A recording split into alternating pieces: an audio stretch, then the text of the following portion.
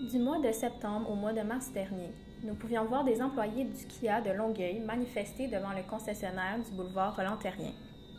Quelques mois plus tard, maintenant que le lockout est terminé, nous nous sommes intéressés à l'origine de cette controverse ainsi qu'à l'implication syndicale dans ce genre de conflit.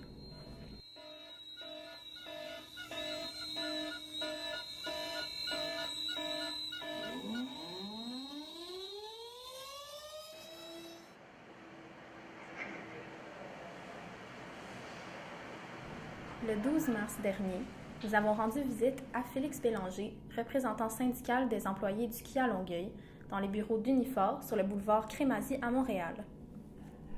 Quelle est la situation du lockout? Bref, la négociation a commencé au mois de mai chez Longueuil Kia. On a frappé un mur assez rapidement en négociation. L'employeur voulait initialement baisser les salaires des travailleurs. Suite à ça, il nous a proposé sa meilleure offre qui était un gel salarial de 4 ans, que nos membres ont refusé en Assemblée générale à 100%. Suite à ça, on a reçu un ultimatum de l'employeur. On devait accepter ses offres, sinon il déclenchait un lockout le 18 septembre, ce qu'il a fait. Donc, qu'est-ce qui se passe quand on est face à un lockout? Nous, notre rôle, on va préparer nos gens, on prépare toute la logistique. Donc, on installe la roulotte de lockout, on prépare les pancartes, on prépare tout ça, on s'assure que nos gens ne manquent de rien. On fait toutes les démarches aussi auprès du syndicat national pour les allocations de conflits et tout ça. Les assurances collectives. Il y a beaucoup de travail qui est fait derrière, là. Puis c'est notre rôle dès que le lockout est déclenché. Est-ce que c'est tous les employés qui ont été mis en lockout? Non. Le syndicat est uniquement composé à cet endroit-là. Il est uniquement composé des mécaniciens et des commis aux pièces. C'est un groupe qui est nouvellement syndiqué depuis 2012.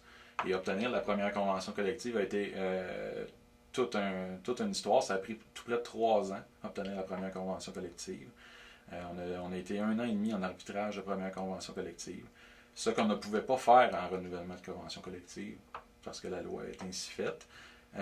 Donc, on s'attendait. Les gains qu'on a obtenus en arbitrage ont été très importants.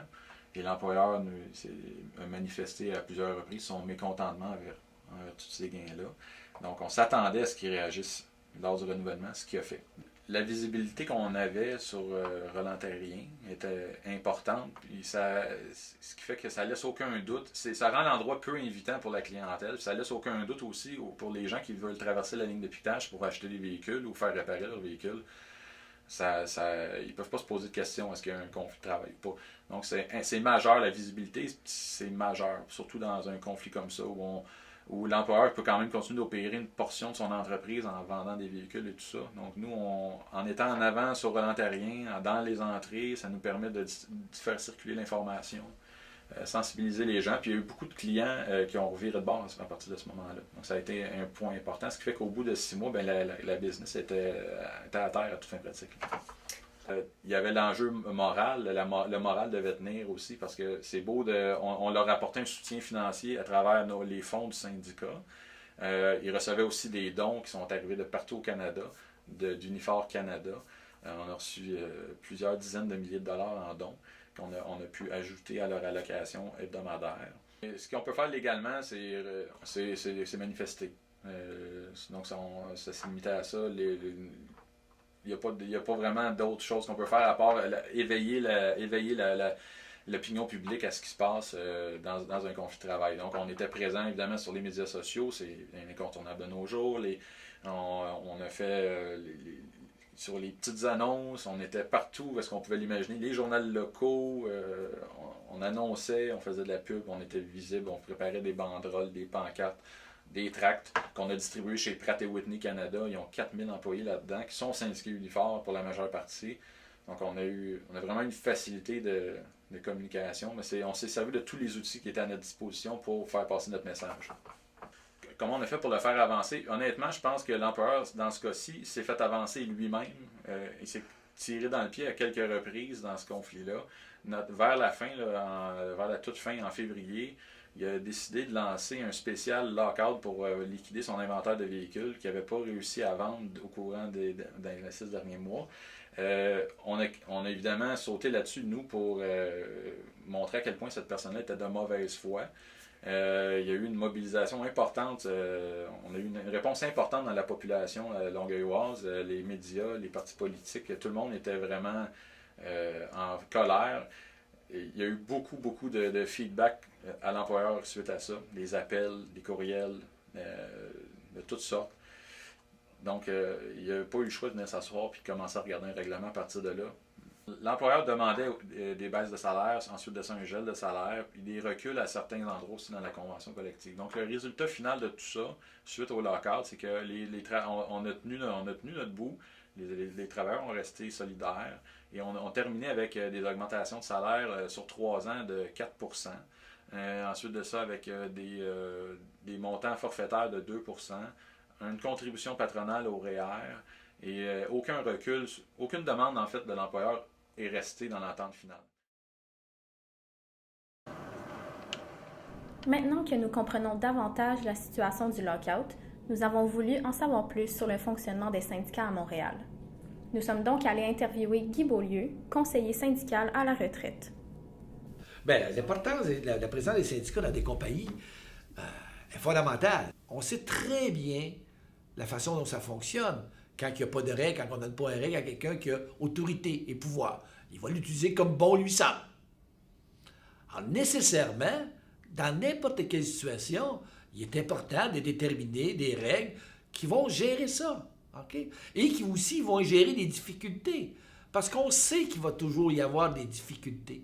Quel que soit le syndicat, quelle que soit l'entreprise, il va y avoir des difficultés. Aujourd'hui, on a des codes du travail, on a des lois qui déterminent comment on s'accrédite, comment on fait ci, comment on fait ça. Avant, ça n'existait pas.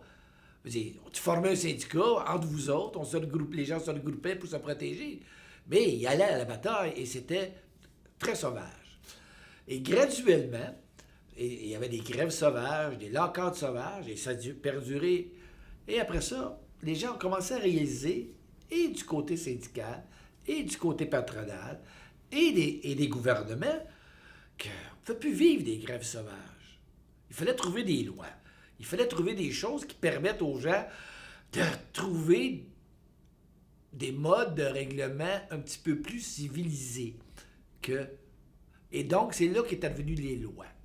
C'est là qu'on est advenu de commencer de plus en plus. Au Québec, le Code du travail, je pense, des années 60, fin 60, des choses où on a commencé à établir des lois pour réglementer ça, pour qu'il y ait moins de grèves sauvages. Vous savez, un lockout et une grève, c'est différent. Hein? Vous savez la différence? Un lockout, c'est le patron qui prend une décision de mettre ses employés dehors. Prendre une situation juridique, c'est encadré par le Code du travail maintenant. Une grève, c'est les salariés qui décident de prendre une décision puis d'arrêter de travailler.